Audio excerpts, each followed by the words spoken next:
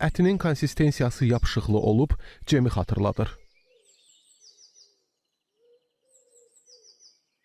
Meyvənin içində bir neçə möhkəm çəyirdək olur və onlar asanlıqla ətindən ayrılır. Tamarindin dadı turş şirindir və olduqca xoşdur.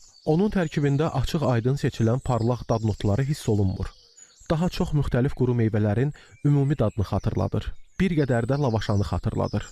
Müxtəlif ölkələrdə tamarind meyvələrindən desertlərin, içkilərin və sosların hazırlamasında istifadə olunur. Xoş dadı ilə yanaşı tamarind yüksək miqdarda lif, vitamin və minerallar ehtiva etdiyinə görə son dərəcə faydalıdır. Ürək və damarları möhkəmləndirir, həzmi yaxşılaşdırır. Antioksidan xüsusiyyətlərə malikdir.